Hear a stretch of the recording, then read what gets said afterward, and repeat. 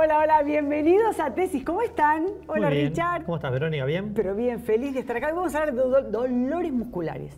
¿Qué pasa cuando tenés un dolor y dónde te duele? ¿Y el músculo te duele? Vamos a hablar del tema. Bueno, también vamos a hablar de POC, la enfermedad obstructiva de los pulmones. Sí. Y vamos a hablar de la tuberculosis. Es una enfermedad que vieja en el tiempo, pero que sigue estando entre nosotros. Brava. Y brava. Complicada. ¿Arrancamos? Arrancamos.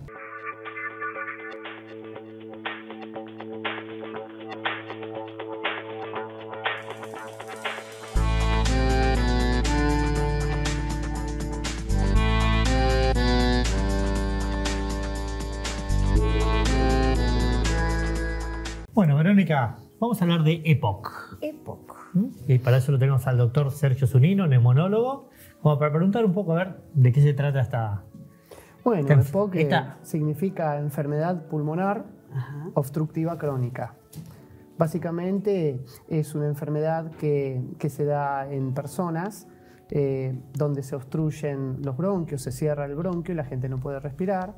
Y es fundamentalmente una enfermedad adquirida relacionada al hábito tabáquico en primer lugar y en un lugar, digamos, lejos del resto, y también tiene que ver mucho con la exposición a humos ambientales, personas que en distintos lugares del país probablemente cocinen con leña, y el humo de leña está relacionado también al desarrollo de esta enfermedad. Es una enfermedad que se da en personas mayores de 40 años en general, con una predominancia del sexo masculino. Y que, bueno, según el estudio EPOCAR, es un estudio que se hizo entre el 2016 y el 2018, hay una prevalencia en la Argentina de 14.5%. Es decir, que tenemos una población muy importante, mucha cantidad de gente, personas. Es una enfermedad que está subdiagnosticada y subtratada también. ¿Por qué? Porque en general se normaliza la tos que una persona puede tener, como la tos del tabaquista. Es la tos del tabaquista, es habitual. Eso no es normal. Si una persona tiene tos, que tenga tos no es normal. Con lo cual, no se llega al médico y no se llega a hacer la prueba funcional respiratoria, que es la espirometría, y no se diagnostica. Tal vez la persona piensa que, como vos decís, estar en un ambiente, ¿viste?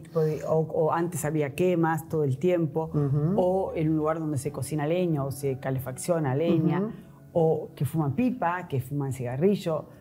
¿Hay diferencias en la patología de POC, como de categorías, más, menos? Bien, una vez que uno tiene la enfermedad, se caracteriza según el grado de obstrucción, según el grado de compromiso en severidades que tenga el paciente. Hay pacientes que tienen un compromiso leve y hay pacientes que tienen compromisos severos, que son esas personas que nosotros vemos tal vez por la calle caminando con su carrito con el oxígeno, ¿no es cierto? Sí, que son personas que ya ¿Y tienen... con qué se obstruyen los bronquios? ¿Es inflamatorio propio del cuerpo? Digamos, hay una inflamación y hay una sobreproducción a consecuencia de esta irritación que generan estos humos y estas sustancias de producción de mucosidad. Entonces, los síntomas habituales son tos, son expectoración abundante con producción importante de flemas por parte del paciente, y fatiga, disnea, que es la sensación de falta de aire que tiene esta gente. Pero es lo mismo la persona que inhala el humo por cigarrillo, por pipa o lo que sea, que el que lo respira. La persona que fuma, si vos sos fumador y yo convivo con vos, Bien. ¿va a ser igual nuestra enfermedad? En tu caso particular serías una fumadora pasiva. Sí.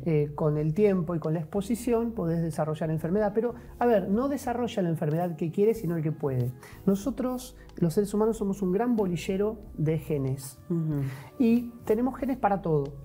Y tenemos también los genes que pueden dar distintas posibilidades de enfermedades. Es decir, si yo tengo un gen, por ejemplo, que me puede dar un cáncer de pulmón, si tengo el estímulo adecuado, por ejemplo fumar, probablemente tenga el cáncer de pulmón. Si no, no me voy a enterar nunca que yo tenía ese gen. Con lo cual hay una predisposición genética que, de acuerdo al ambiente en el que uno se mueve y la exposición a estas cuestiones ambientales, puede o no expresarse. Perfecto. ¿Y la calidad de vida, digamos, el paciente la va perdiendo a medida que avanza este tipo de enfermedad? Bien. Progresiva, digamos. Sí. En realidad, Dentro de lo que son las pautas de tratamiento, el dejar de fumar mejora muchísimo, digamos, y para bastante el avance de la enfermedad.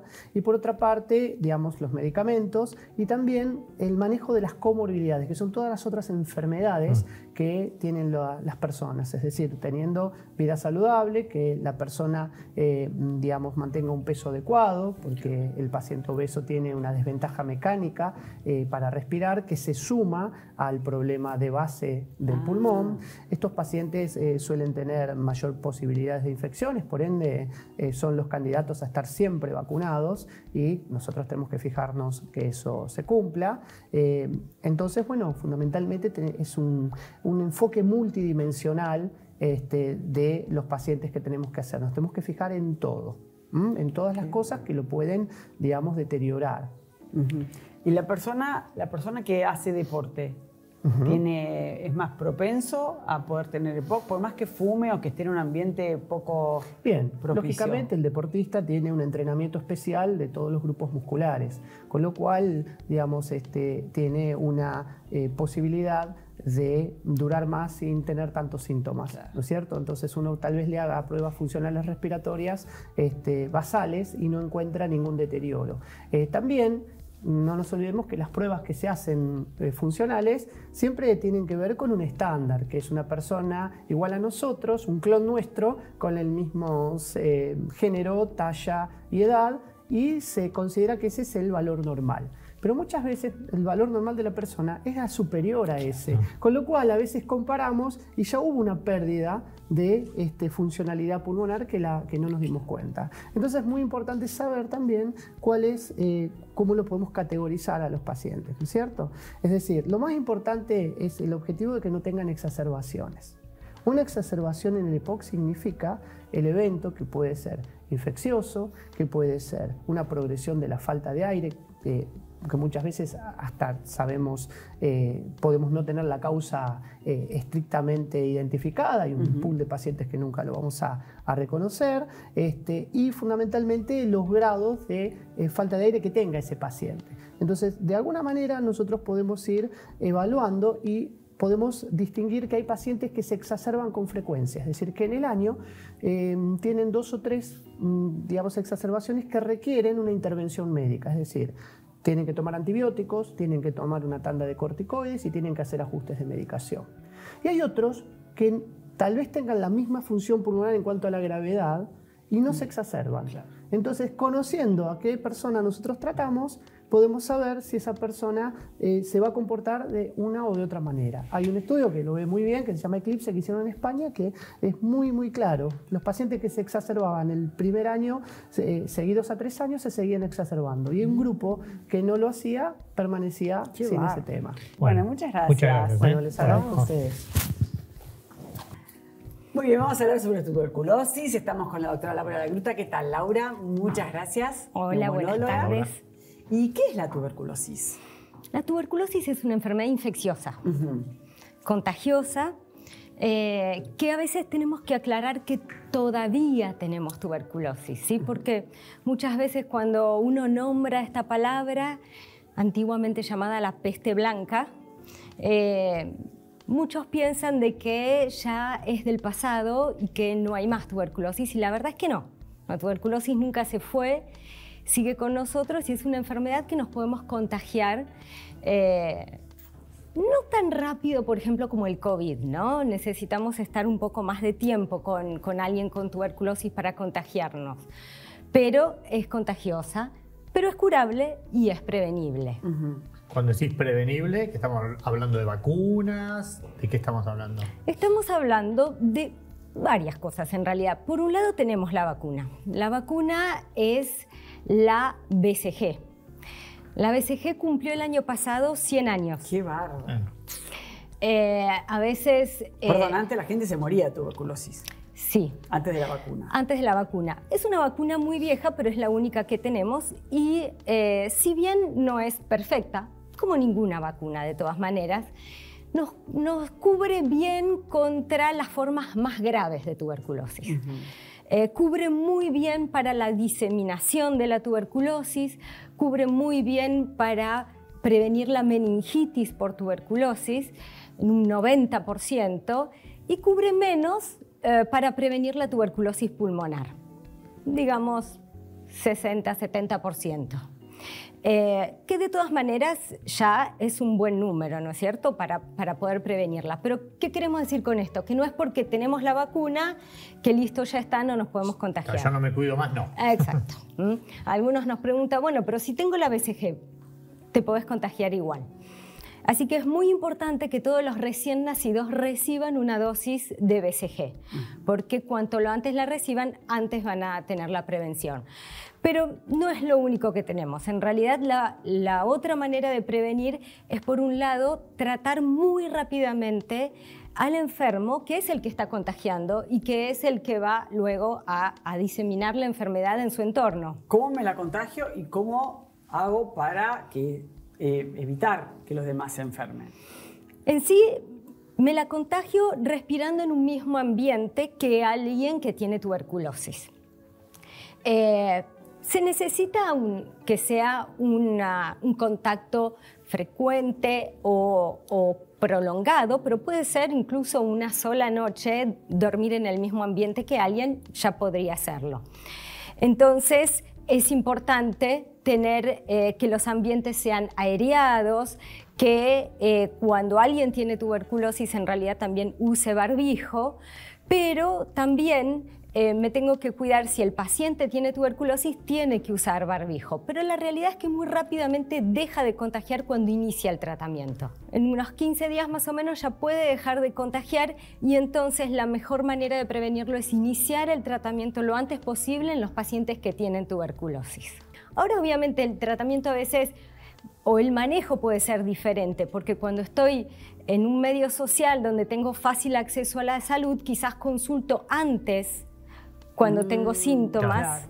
Claro. ¿Y cuáles serían los síntomas? Entonces, los síntomas, tenemos que pensar en tuberculosis cuando hay una tos que dura más de 15 días, cuando tengo una fiebre que se hace prolongada, cuando hay un descenso de peso y también la sudoración nocturna es algo característico. También puede depender de las edades. Si tengo un chico pequeño, no voy a esperar que baje de peso. El niño pequeño que no aumenta bien de peso, hay que buscar tuberculosis. La embarazada que no aumenta bien de peso, hay que buscar tuberculosis. A veces la tos puede no siempre ser prolongada. ¿Cómo se diagnostica? ¿Con algún estudio, algún marcador? O... Se diagnostica, la tuberculosis más frecuente es la pulmonar, ¿no es cierto? Un 80% es pulmonar. Entonces lo que vamos a hacer es analizar las secreciones respiratorias. Okay. Eso es lo más fácil, digamos, de hacer, siempre que hablamos de adultos, ¿no? Porque en los más chiquitos pedirle que obtener una muestra de secreción respiratoria es más difícil, pero en un adulto vamos a tener una muestra de secreción respiratoria. ¿Escupir o escupir nariz? En un frasquito. Nariz no. Soplar los mocos no. No. Y eso se va a analizar. Y se puede analizar ya sea en un microscopio, ya sea que se pone en un cultivo, es como si lo pusiéramos a incubar a ver si crece. Pero el microscopio es poco sensible, tengo que tener muchos bacilos de la tuberculosis para poder verlo. El cultivo es más sensible, pero tarda mucho, semanas. Tenemos nuevos métodos que son moleculares, es decir, buscan el ADN del bacilo de la tuberculosis.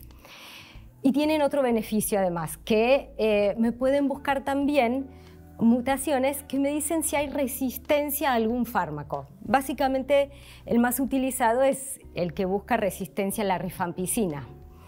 ¿Y por qué tenemos que buscar eso? Porque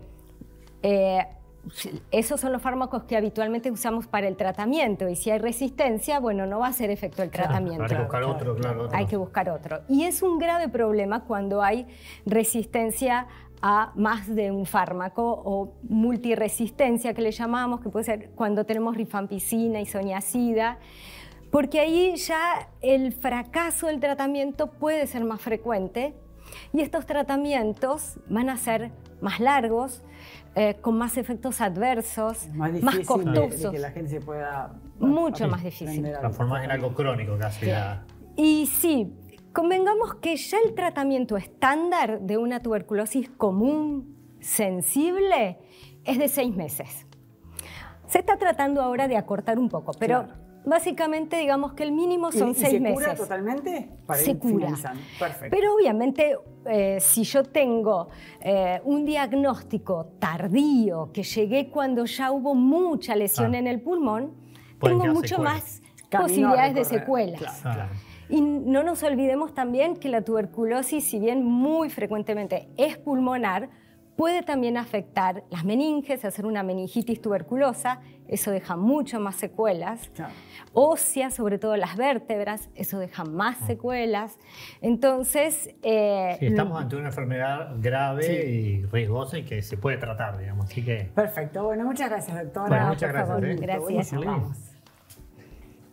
Bueno, Verónica, hoy vamos a hablar de dolores musculares. Sí, muy bien. Cuando te duelen los músculos así. Y bueno, hemos invitado acá a Homero Díaz, él es kinesiólogo. ¿Qué tal? ¿Cómo Bueno, estás? un placer estar acá. Y bueno, como dijeron, vamos a hablar de algo que padece el 20% de la población mundial en la actualidad. Así que, ¿Cuánto? bueno, sí, es un montón. Sí, la verdad que es un montón y es una de las causas, digamos, primordiales también de ausencia laboral. Laboral, claro, incapacidad para laborar. Como decíamos, bueno, dolor muscular es toda afección, digamos, que altera la estructura muscular de un grupo muscular o de un músculo.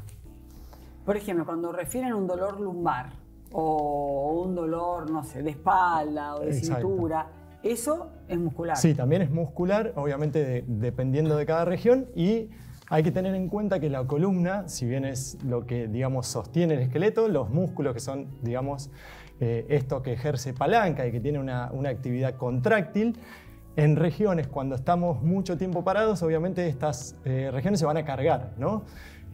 Por lo general las lumbalgias son las que se llevan el puesto número 1, ¿no? Bueno, ¿qué es la lumbalgia? Bueno, la lumbalgia es un espasmo muscular, obviamente en la región lumbar, que siempre se da por posturas inadecuadas. Por ejemplo, si estamos mucho tiempo parados, si estamos sentados y no le damos una buena contención a esa zona, es dolor, digamos, a nivel muscular, que puede referir o digamos, migrar hacia las piernas. Eso sería una lumbalgia. ¿Y por qué duele el músculo? ¿Puede ser por golpe, por inflamación? ¿Por qué duele? Sí, el músculo por lo general suele doler por 3 episodios. El primero es por un sobreuso de la estructura, el segundo por un desuso, que uno dice, ¿por qué si no hago nada me duele? También duele. Y el tercero es, como dijiste, por un mecanismo directo, ¿no? A nivel traumático. El cuerpo humano está diseñado para el movimiento, todas las estructuras, digamos, a nivel articular, a nivel, digamos, de esquema motriz, estamos diseñados para movernos. Si esto no lo hacemos, obviamente pueden generar dolores.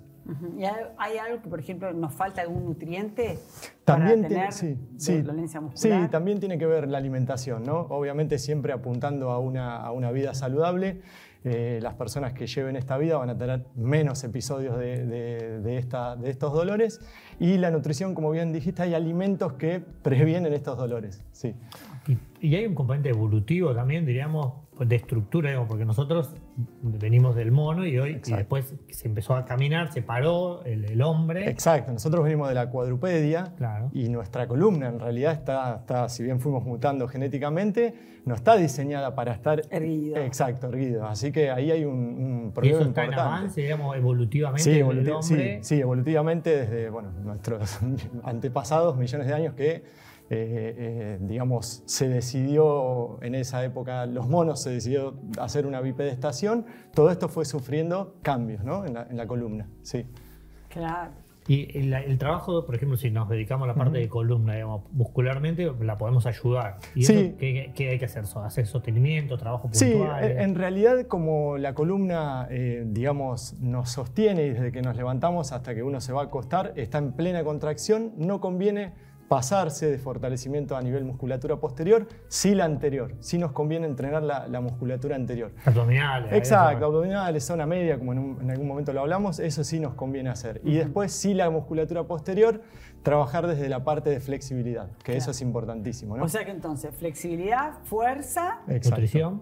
Nutrición, buena nutrición y movimiento. ¿Qué pasa con lo postural, con el eje?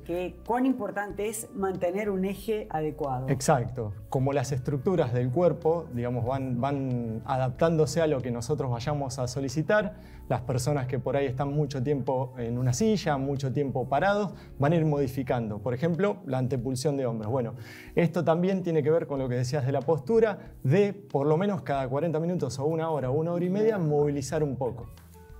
¿Y el estiramiento? ¿Es importante? Estiramiento, sí, estiramiento. Y esto hay que decirlo, más de 8 a 10 segundos. Porque si no, si hacemos estiramientos cortitos, estamos generando más contracción en la musculatura. Ah, de 8 a 10 Exacto, segundos. ahí se provoca el reflejo hemiostático, que es relaja la musculatura que estamos, digamos, elongando y contrae la antagonista, digamos, claro, la contraria. Entonces deja llegar más al rango articular. ¿Y qué pasa cuando hacemos posturas invertidas? Cuando invertimos el cuerpo, bueno, ¿sirve colgarse de los tobillos, hacerla vertical? Sí, en realidad sirve descomprimir la columna vertebral, que es lo que más soporta la carga. Eso a veces sirve, obviamente siempre guiado por un profesional, pero sí, ahí hacemos una distracción de las articulaciones, que se llama. Tenemos compresión y distracción. En algunos casos viene muy bien eso.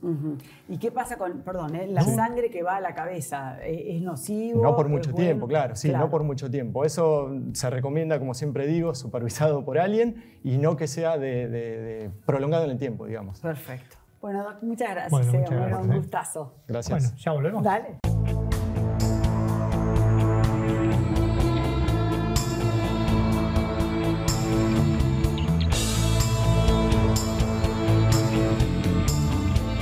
Simmons, descansá en primera clase. Bueno, hoy estamos para hablar de pacientes que tienen intolerancia a la lactosa. Y para eso hemos invitado a Marlene Gómez, nutricionista. ¿Cómo estás, Marlene? Hola, Ricardo, ¿cómo andás?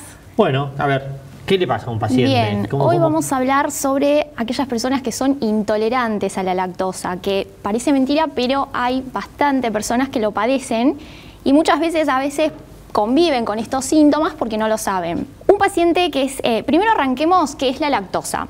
Perfecto. La lactosa se encuentra dentro de los lácteos, por ejemplo, leche, quesos y yogur. Esa lactosa es hidrolizada, metabolizada por una enzima que tenemos a nivel intestinal que se llama lactasa y la convierte en glucosa. Por lo tanto, esas personas tienen disminuida esas enzimas. Entonces, ¿qué pasa? Cuando consumen, por ejemplo, leche, no importa si es en un café con leche, si es en una chocolatada o, por ejemplo, en alguna salsa blanca o como...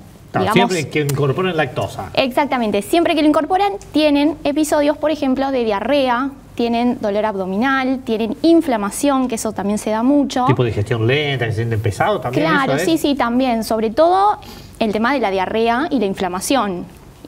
Por lo tanto, ellos consumen, tienen estos síntomas y cuando la dejan de consumir, esos síntomas desaparecen. ¿Qué sucede a aquellos que dicen, bueno, yo tomo leche, me pasa eso, pero consumo yogur y quesos y no me pasa? Bueno, en este caso es porque esa lactosa está en menor cantidad, porque las bacterias de estos alimentos ya la van, como que están más digeridas. Por lo tanto, cuando ingresa a nuestro organismo, lo metaboliza mucho más. Y, a ver, si consumen esto y se sienten, es la cantidad de lactosa entonces la que termina dando más síntomas. Exacto. Y, digamos, se revierte, y es de toda la vida. ¿Cómo es eso? Sí, las personas que tienen intolerancia lo van a hacer hasta... Sí, lo que se recomienda hacer es reemplazar, por ejemplo, la leche deslactosada, que eso se puede conseguir, quizás es un poquito más cara, pero hay muchos que lo pueden comprar. Esa es una opción. O bien bebidas vegetales, pero las bebidas vegetales no tienen los mismos aportes. Entonces se busca reemplazar, ya sea con otros alimentos o leche deslactosada. O bien incorporar los quesos y el yogur en caso que lo consuman y que lo toleren. Sí, se ven hasta de bebés, digamos, que hay fórmulas maternizadas que ya vienen sin lactosa también. Sí, porque en realidad arranca, puede ser en niños, adolescentes o adultos. Generalmente la mayoría lo tiene en edad adulta, después de los 30, 40 años. Ahí se detecta más. Sí, es como que lo padecen más porque esas enzimas disminuyen con los años. Por lo tanto, toleramos cada vez menos. Por ahí las personas dicen, bueno, pero yo antes tomaba leche y no me pasaba nada. y ahora tomo y me genera estos síntomas. Bueno, es porque esas enzimas van disminuyendo, pero eso es algo del organismo, como que no lo podemos modificar. ¿Y eso se diagnostica también? ¿Se puede medir la cantidad de esa enzima en el organismo? ¿Hay algún método? No, lo que se hace, se van descartando a través de diagnóstico, porque a veces lo confunden con celiaquía, por ejemplo. Claro. Entonces se va descartando y después se prueba el tema de la tolerancia alimentaria, donde se consume el alimento y se comprueba si es que hay síntomas, se lo quita el alimento durante 2 semanas y ahí la persona va a ver si sigue teniendo síntomas, es porque es otra causa. Si esos síntomas desaparecen, se vuelve a incorporar el alimento y si vuelve con los síntomas es porque es intolerante. Clarísimo. Bueno, así que el que tenga esos síntomas, que consulte al médico. Sí, siempre. Para que por ahí detecta esto y lo soluciona simplemente cambiando la dieta. Exactamente. Bueno, muchísimas gracias. A ustedes. No hay nada más lindo que ver a tus hijos felices. Por eso yo elijo fideos Marolio, que le dan sabor y frescura a las alegrías de todos los días. Spaghetti, rigati, moños, tirabuzón. Mamá, te amo. Oh. Marolio, una de las marcas más elegidas por los argentinos. Buenísimo, me encantó lo de dolor muscular. Hay que seguir a rajatabla cuando uno siente qué hacer con eso. Y sí, los tratamientos, obviamente de la tuberculosis, para evitar cortar el contagio, tenemos una sociedad que es comprometida con eso. En el Exactamente, sentido de que, con la vacunación, porque no solamente se vacuna uno, sino también proteges al otro. Sí, y obviamente el tema del tabaco siempre llega con el tema de las enfermedades pulmonares. Es tremendo. Bueno, ¿nos vemos la próxima? Dale, gracias.